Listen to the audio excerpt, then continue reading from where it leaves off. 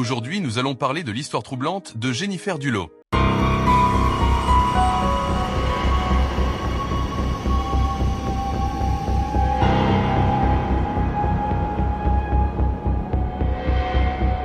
L'histoire troublante de Jennifer Dulo. Introduction. Bienvenue sur Dossier Noir. Aujourd'hui, nous plongeons dans l'une des affaires les plus troublantes des dernières années aux États-Unis, la disparition de Jennifer Dulo. Une mère de 5 enfants, un divorce tumultueux, un ex-mari en détresse. Cette histoire est pleine de mystères et de rebondissements inattendus. Préparez-vous à découvrir une affaire qui continue d'intriguer et de bouleverser. Chapitre 1. Une vie de famille fragile derrière une façade heureuse. Jennifer Farbey Dulo semblait mener une vie de famille confortable avec son mari, Foti Dulo, et leurs 5 enfants. Jennifer était une mère dévouée, aimée par ses amis et très impliquée dans la vie de ses enfants. Elle avait grandi dans une famille aisée à New York, où elle avait connu une enfance privilégiée. Mariée à Foti en 2004, un entrepreneur ambitieux et charismatique spécialisé dans les maisons de luxe, Jennifer pensait avoir trouvé l'homme de sa vie. Mais derrière cette image idyllique se cachait une réalité bien plus sombre. Avec le temps, leur relation s'était dégradée, en grande partie à cause du comportement de Foti. Jennifer se sentait de plus en plus isolée et inquiétée par l'instabilité émotionnelle et le tempérament explosif de son mari. En 2017, Jennifer demande le divorce, après avoir découvert la liaison de Foti avec Michelle Trocconi, une femme qu'il avait engagée pour aider avec les enfants. Ce divorce allait devenir l'un des plus amers et médiatisés de l'État du Connecticut. Jennifer exprime ses craintes concernant Foti et demande une garde exclusive des enfants, arguant que leur père mettrait leur sécurité en danger. Cette bataille légale fait ressortir les tensions et exacerbe l'animosité entre eux. Jennifer déménage dans une nouvelle maison à New Canaan avec ses enfants, cherchant à se protéger des comportements menaçants de Foti. Chapitre 2, le 24 mai 2019, jour de la disparition. Le matin du 24 mai 2019, Jennifer dépose ses enfants à l'école, comme elle le fait chaque jour. Elle enchaîne avec un rendez-vous chez le médecin, mais après cela, elle n'est plus jamais vue. La journée passe, et Jennifer ne se présente pas à ses autres rendez-vous, ce qui est inhabituel pour une mère aussi organisée. Ses amis tentent de la joindre, en vain. Pris d'inquiétude, ils décident d'alerter les autorités. Les enquêteurs arrivent à la maison de Jennifer et découvrent des éléments troublants. Sa voiture est toujours garée dans l'allée, mais la maison présente des signes d'une possible altercation. Des traces de sang sont retrouvées dans le garage et d'autres pièces. Les agents sentent immédiatement que quelque chose de grave est arrivé. Une opération de recherche massive est lancée. Les forêts avoisinantes, les rivières et les routes locales sont fouillées par des équipes de bénévoles et de la police, avec l'aide de chiens renifleurs et de drones.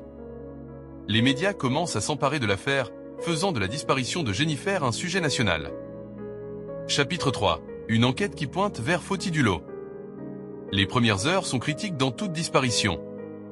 L'enquête se concentre naturellement sur les relations personnelles de Jennifer, et très vite, les soupçons se tournent vers son ex-mari, Foti.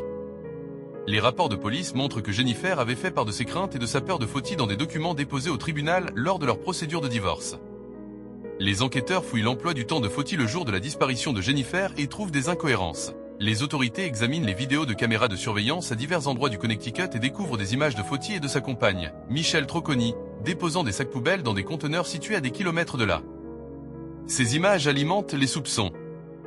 La police récupère certains de ces sacs et y trouve des vêtements et des objets tachés de sang. Des tests ADN montrent que ce sang appartient à Jennifer.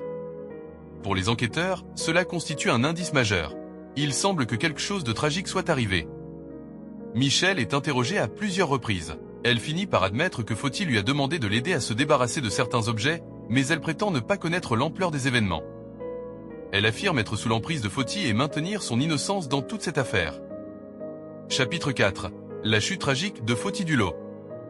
En janvier 2020, après plusieurs mois d'enquête, Foti Dulo est accusé formellement d'avoir orchestré la disparition de Jennifer.